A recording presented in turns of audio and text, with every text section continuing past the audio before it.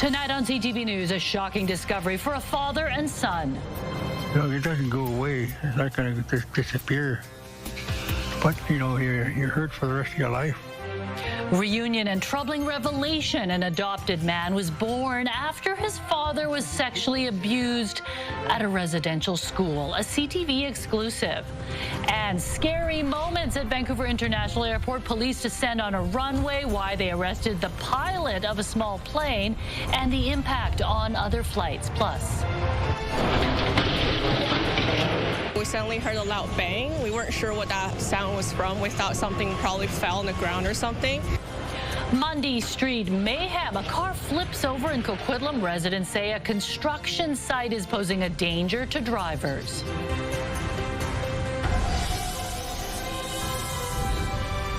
This is CTV News with me, Jung Lee. Good evening and thanks for joining us. Beginning with breaking news and a dramatic arrest right on a runway at Vancouver International Airport.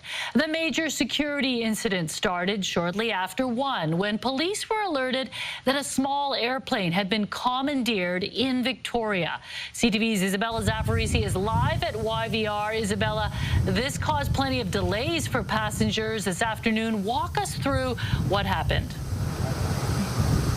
Mijung, I'm here at the South Terminal. Behind me, you can actually see the plane, the small Cessna. Now, this all started at around 1 p.m. when it took off from Victoria International Airport. The plane could then be seen circling here at YVR, and when the pilot landed, Richmond RCMP arrested him. The unauthorized landing happened at 1:45. Social media video shows the plane flying above YVR. A witness reports the aircraft was chased on the runway by law enforcement before the pilot eventually stopped and was arrested by Richmond RCMP. He was taken into custody and no injuries have been reported. A source has confirmed to CTV News that while the man claimed he hijacked the plane from the Victoria Flying Club, he was the only one on board. So far, the pilot's intentions are unknown. The bizarre chain of events caused delays at YVR. The airport had a 39-minute ground stop, resulting in domestic and international flights being diverted elsewhere. There were nine flights that were inbound to YVR that were diverted to other aircraft. So we had some go to Calgary, to Edmonton, to Abbotsford, to Comox, and to Seattle. And we are working with those airports and with the airlines themselves to try and make sure we get passengers back on their way. Now, YVR says while everything is back to normal, there could be delays later this evening. Richmond RCMP is investigating as to how and why this all happened. Mijung. And we'll continue to follow this story. Thank you, Isabella.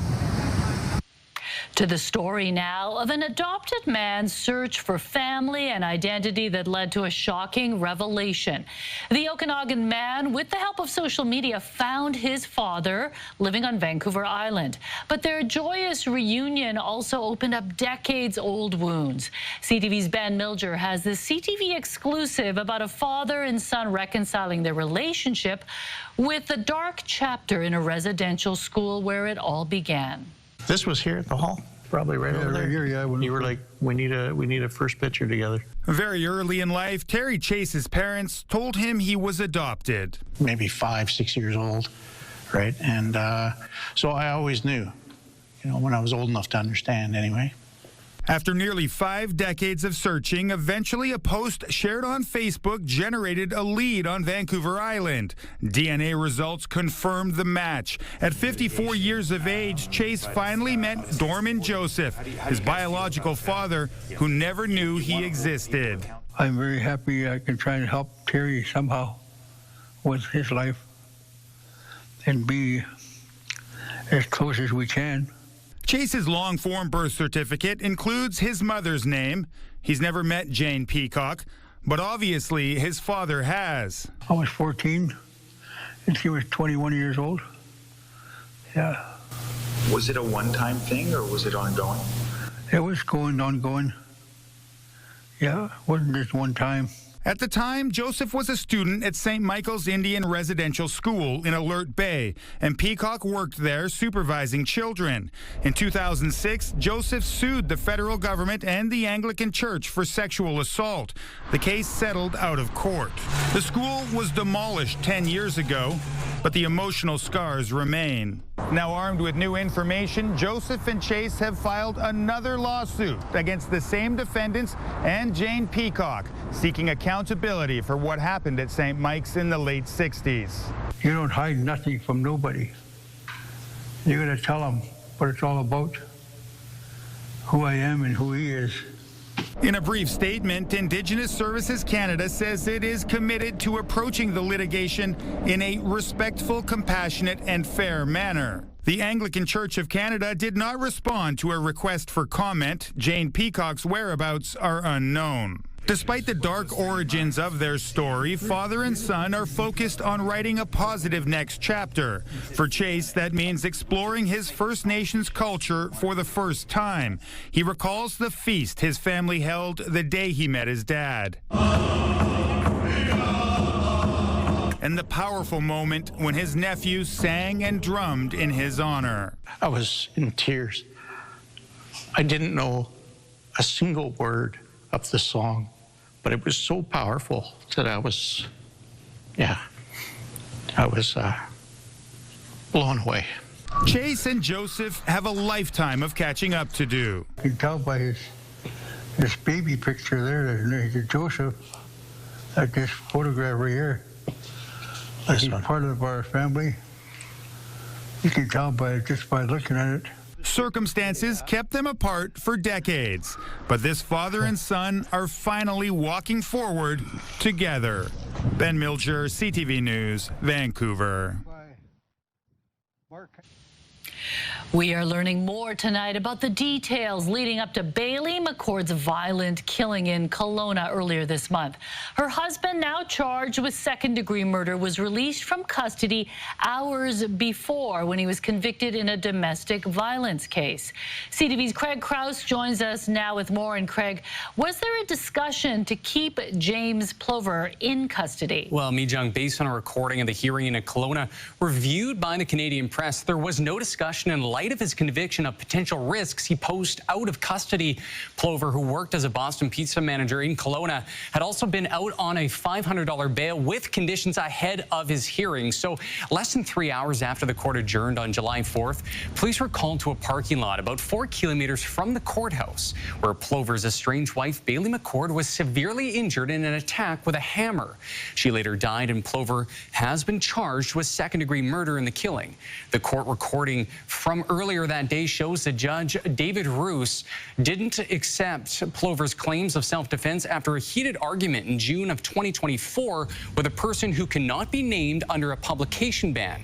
The court heard that Plover tried to take his own life after the violent altercation, then later used a machete to destroy a dining room table and other items of value to the complainant. McCord's co-worker, who was also allegedly attacked by Plover that day and left with bruises, shared this message with CTV News last week. Take a listen. I definitely think this was an unnecessary death. It should never have happened. She was such a good mom and a good person. And she made me laugh every single day. She made work so much fun. And I feel like the world's been ripped off. And Mijung, after finding Plover guilty, the judge ordered a psychiatric assessment as part of a pre-sentence report, but the court heard that the report could take up to 10 weeks. Now there are calls for advocates and community members for bail reform and better protection for victims of intimate partner violence. Mijung? Thank you, Craig.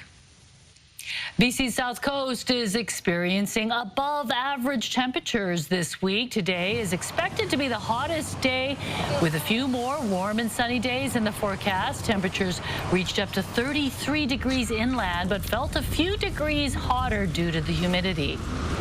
When it's higher humidity, you definitely notice that when you go outside, that the air encompasses your skin more. The humidity on your skin isn't, and your perspiration is not able to ventilate away as effectively as it would under drier conditions. Officials are warning people to keep an eye out for signs of heat stroke in the very young and very old. The weather is expected to cool off by the weekend. A campfire ban is coming to much of BC's coast, including the Lower Mainland and Vancouver Island, starting Thursday at noon. Fines for breaking the rules can reach up to $100,000 and up to 1 year in jail. And if that fire sparks a wildfire, penalties jump to $1 million and up to 3 years behind bars. Tens of thousands of people will descend on English Bay on Saturday for the first of 3 Celebration of Light fireworks shows. It will be the biggest public gathering since the deadly vehicle attack on the Lapu Lapu Festival in April. And as CTV's Martin McMahon reports, steel barriers will be installed and many more police officers will be patrolling the streets. Instead of the usual international competition, this year the Celebration of Light will feature pyrotechnic teams from the Yukon, Quebec, and Nova Scotia. A show of Canadian pride reflecting the burst of patriotism we've seen in recent months amid a trade war with the U.S. The world is a funny place right now, and although the history of this event has always been international teams, we felt this year with the sort of rise in patriotism, we wanted to reflect that in our team selections. Public safety is also in focus after the SUV ramming attack at April's Lapu Lapu Festival, which left 11 people dead. Steel barriers will be installed in the most crowded areas. We've been doing heavy vehicle barriers and other mitigation measures for many years. It's not new to us. We're enhancing it this year based on the learnings from April. You can expect to see a big police presence during the 3 nights of shows, with an additional 400 officers on the streets. The horrific events, the mass murder at the Lapu Lapu Festival, certainly colors all of our decisions and informs all of our decisions moving forward. But it's important to remember that we have already collectively implemented significant safety measures. Many roads around the West End will be closed. The long-running summertime tradition is expected to draw upwards of 500,000 people. Spectators are being urged to take transit. Each night, the SkyTrain will be operating on peak service, which means that trains will come every 2 to 3 minutes. There will also be extra sailings for the C-Bus. Each night will also feature a pre-fireworks show with 400 drones. That's double the amount used in last year's drone show. We're going to launch the drones from over by the Second Beach Pool, and they will sort of travel over towards the English Bay area. Beyond the fireworks, the shows on July 19th and the 23rd will also feature an air show with the Canadian Forces Snowbirds. Martin McMahon, CTV News, Vancouver. Prime Minister Mark Carney convened an emergency cabinet meeting today with the U.S. trade war topping the agenda. Right now, Canada is facing a 35% tariff threat come August 1st. And as CTV's Rob Buffum reports, it appears Canadians favor the feds taking an elbows-up approach over a heads-down one.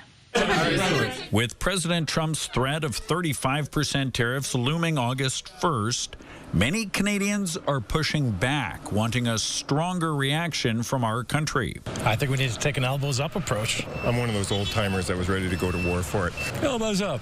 While nearly half of those surveyed supported getting rid of the digital services tax, 3 in 5 surveyed say they support a hard approach to negotiating with Trump rather than a soft one, supported by just 37%. The survey from Angus Reid Institute shows 7 in 10 oppose increasing U.S. access to Canadian water, including the Columbia River. And 66% say no to offering U.S. first rights to critical minerals. The poll also shows Canadians are nearly evenly split on whether Mark Carney can reach a good deal with Trump. There was a significant amount of division among Canadians in terms of their level of confidence in the Carney government to get a deal done. The data, the same day as Carney held an emergency meeting with his inner circle after telling reporters any trade deal with the U.S. will likely include tariffs on Canadian goods. We need to recognize that the commercial landscape globally has changed. It's changed in a fundamental manner, and we will continue to focus on what we can most control, which is building a strong Canadian economy. In BC, the minister on the tariff file says he wishes Ottawa hadn't caved on the digital services tax and wants to see a tougher stance against Trump. Feel that urgency to deal with the U.S. and President Trump in a more stronger way. I do feel that they are taking our kindness as a weakness when it's not. A view most Canadians facing the specter of tariffs 2 weeks away seem to echo. And Rob joins us live from Victoria. And Rob, there are a couple of major meetings coming up where Canada's leaders will strategize responses to Trump. What's the schedule for those? Well, that's right, Mei-Jung. There are two big meetings coming up, both in Ontario at the beginning of next week. There's the annual Council of Federation meeting taking place in Muskoka. That's the annual summer meeting of all the premiers. David Eby will be at that, as I say, Monday through Wednesday. And the Prime Minister also called an emergency First Ministers meeting for Tuesday, also in Muskoka. So that'll be the Prime Minister meeting also with all of the premiers. The focus of both of those meetings will be responding to Donald Trump's threats of tariffs, scheduled to kick in as early as just over 2 weeks from now. Mei-Jung. Yeah, August 1st, just around the corner. Thank you, Rob. It has been a year since the release of a report into the horrific torture and death of a Fraser Valley boy at the hands of his foster parents.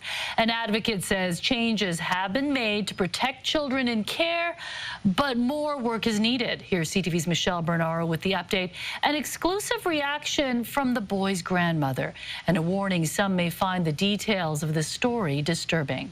It's been more than 4 years since this Indigenous boy was beaten to death by caregivers, and not a day passes that his grandmother doesn't miss him.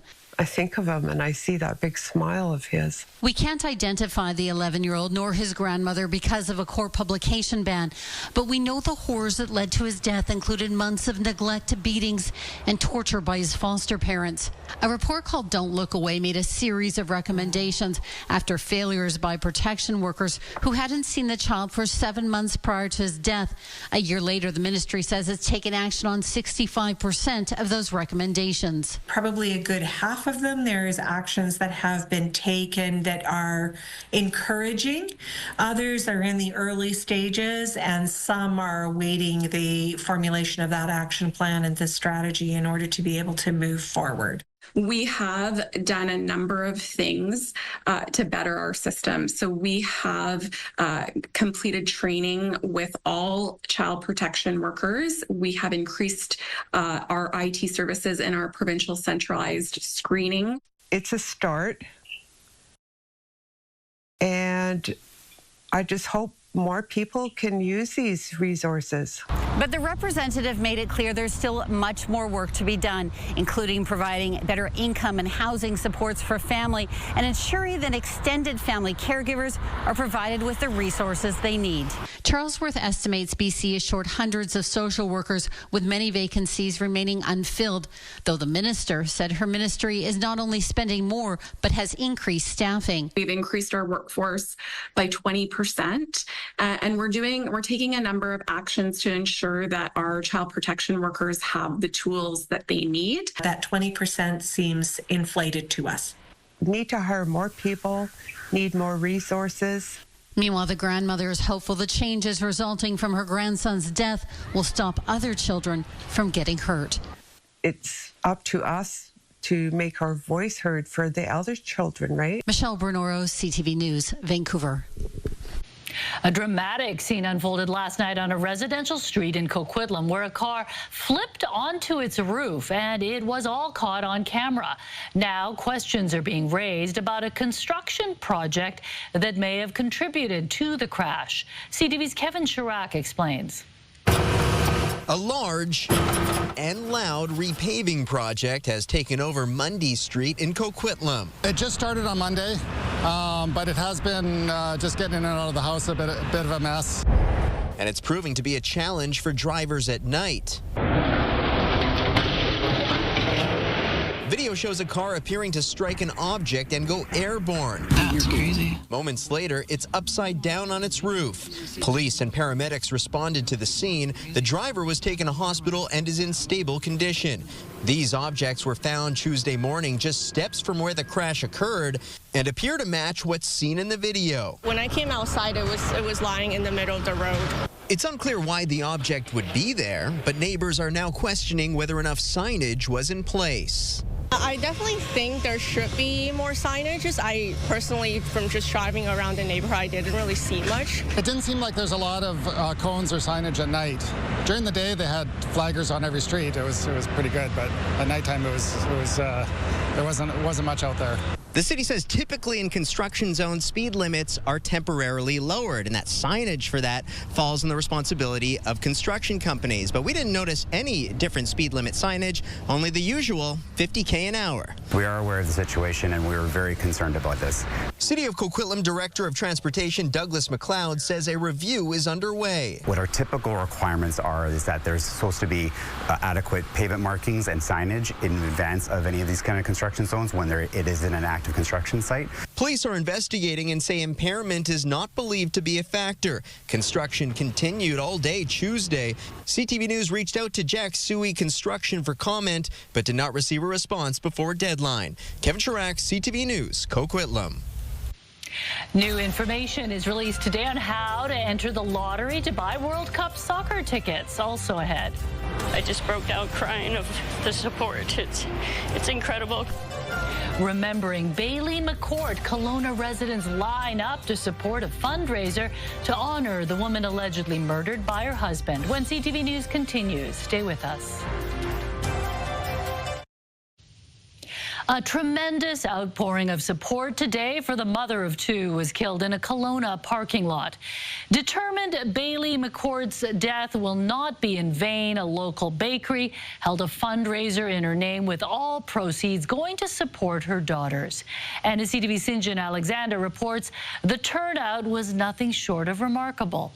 One pina colada. One pina colada. The team at Cupcations weren't sure how much they would sell, and it wasn't long before they lost track of how much money had been raised. But before the doors were open, a long line had already formed, and it didn't let up. Surprised, but I'm not surprised because Kelowna is an amazing community who just, when the need arises, we jump in. All right, and what was your name, darling? Organized by bakery owner Libby Phillips, all proceeds Tuesday are in memory of Bailey McCourt. Among the steady stream of customers, her parents. I just broke down crying of the support. It's incredible. She was my firstborn. She's got a special place in my heart. Their daughter was killed on July 4th. She had been attacked by a man with a hammer in a parking lot.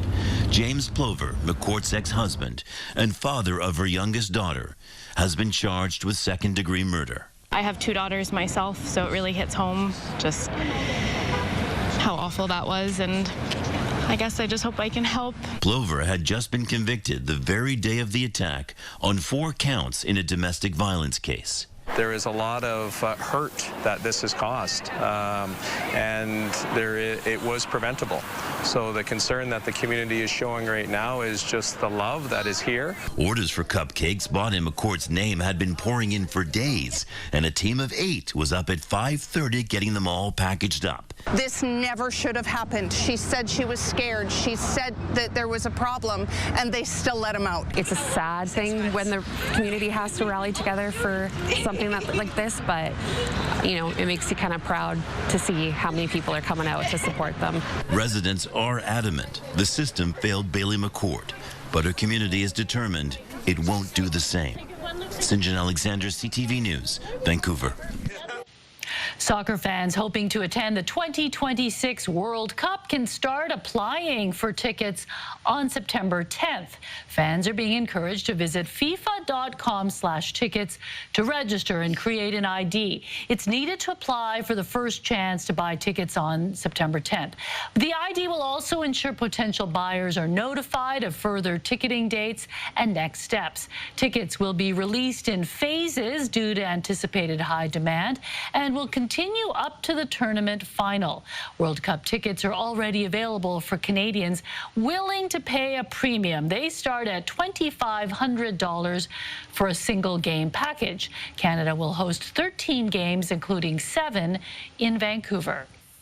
I think most people will probably be waiting till September 10th for because sure. those luxury VIP packages are pretty pricey. Yeah, upwards of $40,000. My goodness. Yeah, what do you get for that? You can live in BC. I hope you're on the field with the players. That's the only way I would buy that ticket for sure. All right, another hot one today. The hottest day of the work week. We are seeing hot temperatures out there, clear skies as well. Here's a look at temperatures right now across the lower mainland. It's still sizzling out there. 28 at the airport, 31 in Burnaby and in Pitt Meadows. You're looking at 32 in Abbotsford, 33 in Chilliwack, 34 degrees in Surrey right now. It'll be clear and calm and warm through the overnight hours, 17 degrees. It'll be pretty mild. And then into tomorrow, we'll do it all over again. Sunny skies, temperatures between 26 degrees near the water, 31 degrees inland. But factoring that humidex, it will feel like 34. CTV Weather brought to you by Expedia Cruises. Make the most of your next vacation by booking with those who've been there. Visit expediacruises.ca. Couple more hot days before we see a cool down for the weekend. I've got those details coming up. Yeah, and it's always a challenge when the nighttime, the overnight lows are still like 17 degrees. And you could sleep outside, but it's still as warm as probably inside your house. Can't cool down. Okay, thanks, Anne. Pushback against the BC billionaire who wants to buy up all the Hudson Bay leases. We hear from mall owner Ruby Liu. The health department needs to look after other issues, not kill off someone's livelihood. And the fate of 400 ostriches from the BC interior now in the hands of the Federal Court of Appeal. That's ahead.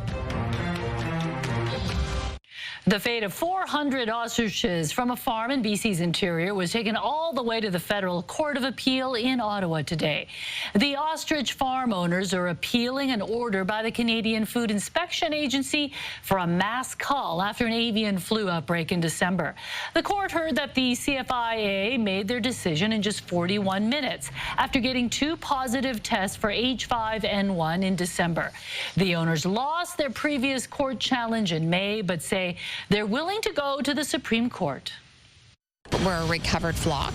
We offer so much more opportunity to Canada than we do live, than we do slaughtered.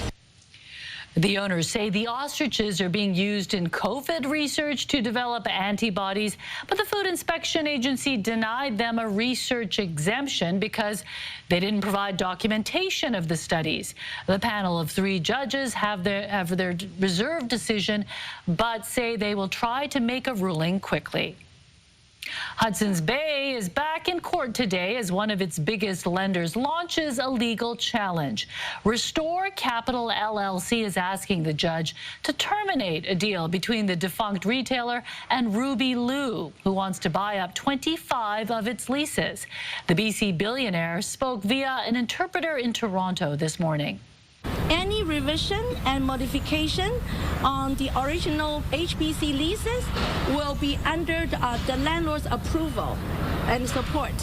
So once the court has approved our application to purchase 25 store leases, we will negotiate with the landlords and we will sign the amendment on how we're going to revise the original leases. With their support, we will revise. We definitely talk about areas such as probably additional rent, or we're going to share the cake with the landlords. Restore Capital argues efforts to get landlords opposing the deal on board with it have so far proven costly and unsuccessful, and that it is minimizing how much it'll be able to recover from Hudson's Bay. The lender wants a super monitor appointed to subject the retailer to even more oversight. The Bay says it doesn't need more oversight because it is properly governed and insists the Lou deal is the best chance to recover more cash for creditors. Inflation in Canada is on the rise. The annual pace of inflation rose to 1.9% in June. That's up from 1.7% in May. Today's report from Stats Canada is largely in line with what economists were expecting. While gas prices fell, people paid more for new and used vehicles, along with furniture. Food inflation cooled somewhat to 2.9% in June, down from 3.4% in May. Stats Can points to lower costs for fresh vegetables for driving down inflation at the grocery store. Police in Burnaby arrest a truck driver for impaired driving. It is not the first time a driver from that same company has gotten into trouble with the law. Plus, this was all sadly a predictable outcome. I'm extremely sad for the bearer. A grizzly bear on Texada Island has been found shot dead. It had divided the community after it swam there from the mainland. Concern about the future of grizzlies, that's ahead. A grizzly bear has been shot and killed on Texada Island. It is exactly what some conservationists, First Nations, and locals said would happen if the province didn't move the bear. CTV's Andy Garland has more and a warning. Some images in the story may be disturbing to some viewers. An image shows the lifeless body of a grizzly bear known as Tex. I received a phone call yesterday afternoon from a friend of mine. RCMP officer has stopped her, told her that the bear was in the area and that he was shot at. He's wounded. The BC Conservation Officers Service went to Texada Island near Powell River yesterday to investigate allegations the grizzly bear seen for several weeks had been shot. Our officers found the carcass of the tagged grizzly bear.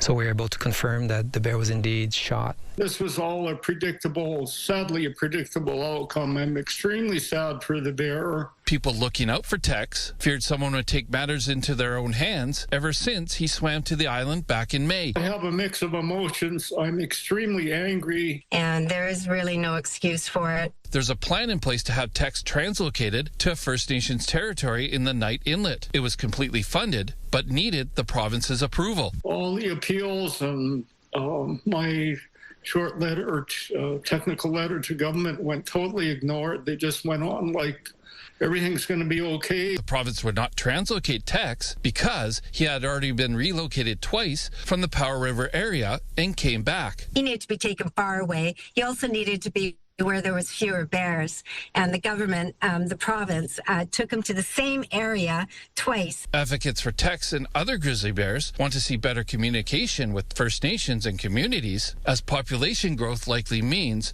more young male bears will travel to find new territory of their own. Have a much longer ancestral relationship to the grizzly bears, and have coexisted with him for a long time. And as many on Texada and beyond struggle to understand the killing, the BC Conservation Service is asking anyone with information about the shooting to come forward. Andy Garland, CTV News. One man is dead after a head-on crash in the Fraser Canyon. It happened Sunday afternoon on Highway 1, just north of Boston Bar. 3 cars were involved in the crash that left a 62-year-old man from Lytton dead. The BC Highway Patrol is asking witnesses to contact police. Mounties in Burnaby say they're having bad deja vu after stopping 2 dump truck drivers from the same company for impaired driving in less than 2 months. The latest incident happened last week when officers saw a truck swerving over the center line on Boundary Road. It follows a similar incident back in May. Both trucks were impounded for 30 days and the drivers were issued 90-day driving bans and multiple violation tickets. A paraglider's descent is marred by a power line, and it was caught on camera. Also ahead. When we went to access the money, they wouldn't give it to us. They said that we had to give them $10,000. AI-generated fake ads using prominent Canadians are duping other Canadians like this couple into investing their life savings, only to lose it all. That's ahead. Canadians are losing millions of dollars every month to cryptocurrency scams. The fraud usually involves fake videos generated with artificial intelligence. 2 viewers just lost more than $60,000. We'll have that story right after we check in with Anne. And Anne, you said today is the hottest day of the week. Yes, that is right. So slowly in the next couple of days, things will get cooler and the coolest as we head into the weekend. But yeah, today was very hot. It was Pemberton was the hot spot in Canada at 34.7 degrees. The record set back in 2014 at 39.3 degrees. So here's a look outside right now from our camera on top of Grouse Mountain. Blue skies and sunshine as we look towards the south and downtown Vancouver and further south. We do have this ridge of high pressure, and that's why we're seeing these really warm conditions, clear conditions, and it'll continue as we head into the next few days. So just a reminder, just to help beat the heat, stay hydrated, help others. So check on your elderly neighbors, make sure your pet's at home, not in cars, and keep cool. So go to a place with air conditioning or a cooling center, close windows and blinds during the day just to keep the cool conditions in, and then you can open them again once again at night. So active weather as we head into tomorrow for the central interior. Your provincial forecast at the bottom of your screen. You'll start off cloudy tomorrow for Port Hardy. It does clear up quite nicely with a high of 18 degrees, warming up to 26s for Campbell River and Comox under clear and calm conditions. Same story for the South Island. From Tofino right down to Victoria, you're looking at temperatures between 20 and 30 degrees for the Sunshine Coast, warming up to 25s, and it's hotter up the Sea to Sky Highway. 28 degrees for both Whistler and Squamish, and for us across the Lower Mainland. Sunny skies once again with temperatures between 25 degrees near the water, 31 degrees inland. Into Thursday, we'll see temperatures between 25 and 30. Touch cooler on Friday with a few clouds, temperatures between 23 and 27. And then the cool down starts. A mix of sun and cloud for Saturday at 21. Seasonal temperatures at 22 on Sunday. On Monday, we'll see 21 degrees under a mix of sun and cloud. Mostly sunny skies on Tuesday with a high of 23. CTV weather brought to you by Expedia Cruises for air, land, and sea vacations. So as you can see, with a few clouds rolling in on Friday, still above seasonal, but definitely cooler. And then it's the weekend that everybody gets a sigh of relief and back to seasonal temperatures. Yeah, well, if you're a tourist and you're in Vancouver, oh, no, or you're they're on not holidays, complaining. They're loving it, but not one drop of rain in the forecast. No, I know. We thought we'd have some yesterday, but yeah, it definitely dried off. Okay, thanks, Ed. In the last 4 years, Canadians have lost more than $1 billion to investment scams, and many of them involve cryptocurrency fraud. Victims may see a video or advertisement featuring a prominent politician or celebrity, but the ads are fakes generated with AI. Here's CTV's Pat Foran with more. We got stung big time. Donald and Ghislaine Perkins of Ottawa say it was in January when they saw a video of then Finance Minister Chrystia Freeland. She appeared to be talking about an investment opportunity that could make them rich. I urge each of you to seize this opportunity and register for the project. I personally guarantee the safety of your funds.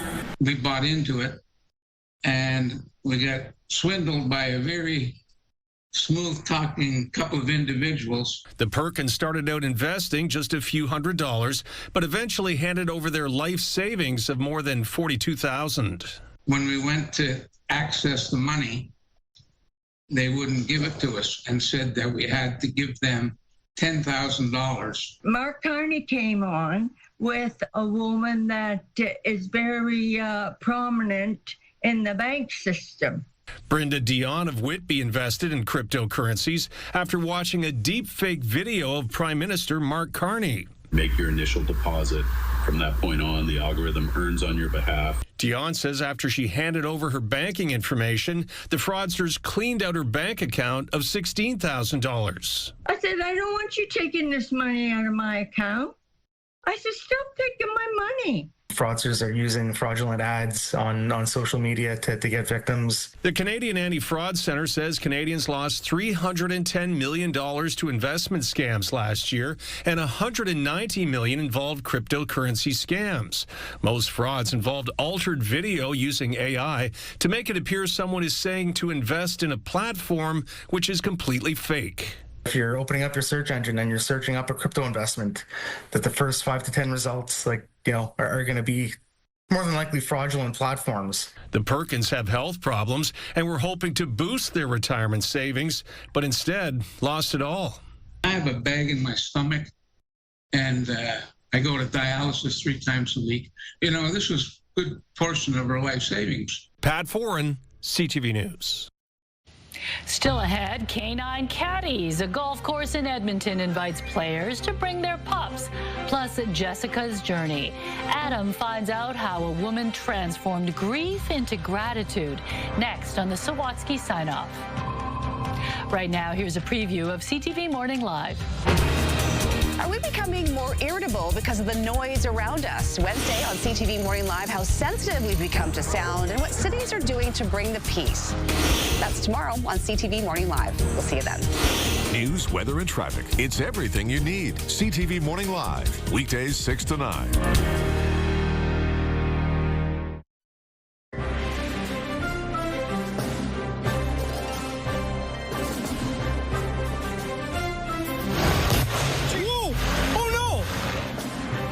A paraglider was lucky to escape serious injury after his journey was cut short by power lines. A witness captured the moment the paraglider came in low over North Dakota's Red River and struck the electrical lines, setting off a large spark. The pilot and his craft then splashed down into the river, where he was rescued by firefighters. From putts to puppies, a golf course in Edmonton is going to the dogs. Dogs of all sizes are welcome at, of all places, the Cattail Crossing Golf Club every Monday. They can tag along with their owners as they play 9 or 18 holes. Golfers say it's a great way to socialize the dogs and get their energy out. Never been able to take him out on a course. It's a nice way to spend an evening, and instead of having to take him to a park and walk him, we get to go play around a golf. The golf course says that owners are responsible for keeping the fairways clean. Super cool. I know, and it could be handy to improve your golf score, couldn't it? Yes. Get your dog. Your little caddy. And put it over there for me. Hole in one every time. Don't know how that happened. Okay, you know what they say, age is just a number, and one fearless grandmother is proving just that. 86-year-old Kim Noor isn't slowing down anytime soon. She's been skydiving for decades, and now she's closing in on a major milestone, hoping to soon hit 1,000 jumps over her lifetime. She says taking the leap is all about living in the moment. Look at that hair, too. Wow. 1,000. Good for her. Incredible. I haven't even done one. No, thank you. Okay, Lauren's here with the look ahead to your late news. Lauren? Mi-Jung, we are continuing to track that dramatic scene that unfolded at YVR tonight after a small plane was reportedly stolen from Victoria, then circled the Vancouver International Airport before landing to a swath of police. The pilot was arrested on a YVR runway, but of course, a big shakeup, no doubt. Investigators are still on scene tonight, Meej, scouring through the plane at this hour, but a lot of questions tonight, including how the plane was taken and the motive behind it all. We'll have the latest coming up at 11:30. Yeah, a lot of people trying to figure out what was behind all this. All right, thank you, Lauren. A debilitating accident and dismal diagnosis turned the life of a Vancouver woman upside down. Adam found out how she was able to turn the grief into gratitude on the Sawatsky Sign-Off.